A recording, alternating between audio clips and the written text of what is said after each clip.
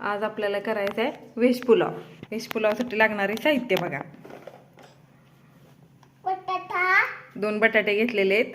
2 बटाटा, बीन्स नाहीये ते वटाणा आणि वटाणा. राजमाचे शेंगा मी सोललेले होते सकाळी, ते बिया घेतलेले त्याच्या.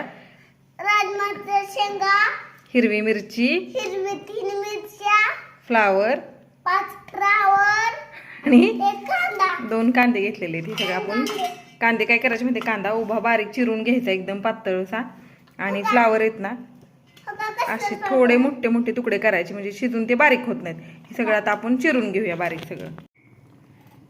गॅस चालू करून मी कुकर तापायला ठेवलेला आहे. कुकर तापेपर्यंत आपण लागणारं साहित्य बघूया. मिरची आहे, गरम मसाला, उभा चिरलेला कांदा, तमालपत्र, चक्री फूल, काळी मिरी, लवंग आणि दालचिनीचे 2 तुकडे, आणि स्वच्छ निवडून तांदूळ मी घेतलेला आहे. तांदूळही स्वच्छ धुतलेला आहे. आणि मगाशी आपण बघितलं वटाण्याच्या बिया, राजमाच्या बिया, आणि हा फ्लावर आणि बटाटा. फ्लावर असा मोठा मोठा ठेवलेला आहे. कुकरमध्ये काय होतं किंवा पातेले जरी शिजवला ना तर फ्लावर असा गाळ होत नाही. फ्लावर कसा वाफेवर शिजणारा असतो, त्यामुळे त्याला जरा मोठा मोठा ठेवायचा. आपला कुकर तापतोय. तेल तापले, तेलात तमालपत्र टाकूया. तमालपत्र थोडं चरचरलं की टाकूया जिरे. जिरे टाकल्यानंतर टाकूया आपला खडा मसाला, चक्री फूल, लवंग, वेलदोडा. थोडंसं हलवूया आणि आपला टाकायचा आता कांदा. भाज्यांमध्ये तुमच्याकडे गाजर असेल, बीन्स असतील तरी तुम्ही टाकू शकता. पनीर असेल तर पनीर सुद्धा ह्या व्हेज पुलावमध्ये टाकू शकता. कांदा आपण लालसर होईपर्यंत, थोडासा ब्राऊन कलर येईपर्यंत त्याला असा भाजून घेऊया. कांदा आपला लालसर झालेला बरं का थोडा. आणि आपण आता टाकूया मिरची. मिरची पण थोडीशी भाजून घेतली.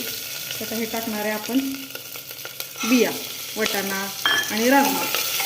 तर थोडं असं हलवून घेऊया.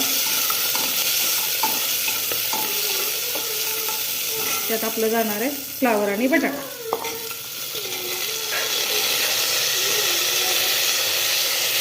सगळ्यात आपण हलवून घेऊया. भाज्या चांगल्या मऊ होतात आपल्या, भाजून घ्यायच्या. भाज्या मऊ झाल्या आपल्याला लक्षात येते. आपण आता हे टाकणार आहे गरम मसाला. गरम मसाला भाजत चवीपुरतं मीठ, चवीनुसार प्रत्येकाने मीठ टाका. व्हेज पुलावमध्ये गॅस बारीक करायचं आहे सगळं भाजताना. थोडीशी हळद,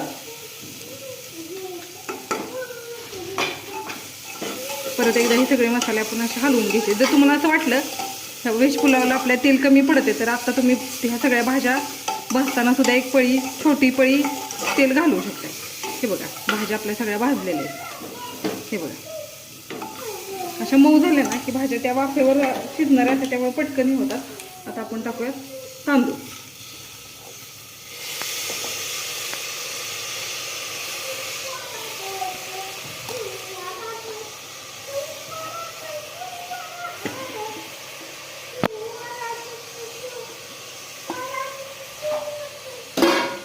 तांदूळ टाकले की चारी बाजूने असं हलवून घेऊया. तांदूळाने आपल्या सगळ्या भाज्या आहेत ना, मसाला, नमक असं मिक्स होते. गॅस जरा वाढवूया. आता तांदूळ टाकल्यामुळे कसं व्यवस्थित भाजेल. हे बघा. आणि आता आपण टाकूया पाणी.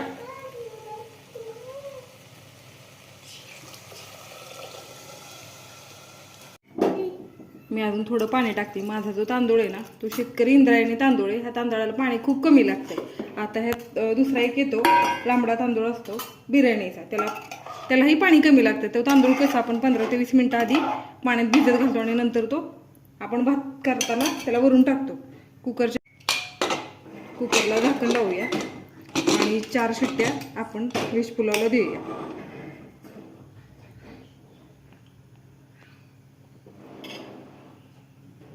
व्हेज पुलाव आपला पूर्णपणे 4 शिट्ट्यामध्ये मऊ शिजलेला आहे. वासही खूप सुगंध येतोय. हे बघा